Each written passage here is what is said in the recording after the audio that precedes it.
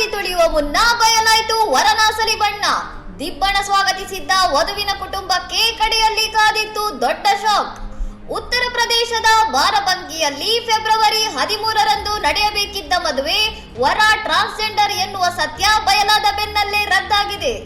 6 ತಿಂಗಳ ಹಿಂದೆಯೇ ನಿಶ್ಚಯವಾಗಿದ್ದ ಈ ಮದುವೆಯಲ್ಲಿ ವರಮಾಲೆ ಶಾಸ್ತ್ರ ಮುಗಿದು ಬೆಳಗಿನ ಜಾವ ಸಪ್ತಪದಿ ತುಳಿಯುವ ಹೊತ್ತಿಗೆ ಮಂಗಳಮುಖಿಯರ ಗುಂಪು ಎಂಟ್ರಿ ಕೊಟ್ಟಿದೆ. ಮದುವೆ ಮನೆಗೆ ಬಂದಿದ್ದ ಮಂಗಳಮುಖಿಯರು ವರ ರಿಷುನನ್ನು ಗುರುತಿಸಿ ಈತ ತಮ್ಮವನೇ ಎಂದು ಸತ್ಯ ಬಾಯ್ಬಿಟ್ಟಾಗ ಇಡೀ ಗ್ರಾಮವೇ ಬೆಚ್ಚಿ ಬಿದ್ದಿದೆ. ಅಸಲಿಗೆ ವರ ರಿಷು ಮಂಗಳಮುಖಿಯರಿಗೆ 25,000 ಹಣ ನೀಡಿ ಬಾಯಿ ಮುಚ್ಚಿಸಲು ಯತ್ನಿಸಿದ್ದ. ಆದರೆ ಆತನ ವರ್ತನೆಯಿಂದ ಅನುಮಾನಗೊಂಡ ವಧುವಿನ ಕಡೆಯವರು ಪರೀಕ್ಷೆಗೆ ಮುಂದಾದಾಗ ಅಸಲಿ ಎತ್ತು ಬಯಲಾಗಿದೆ.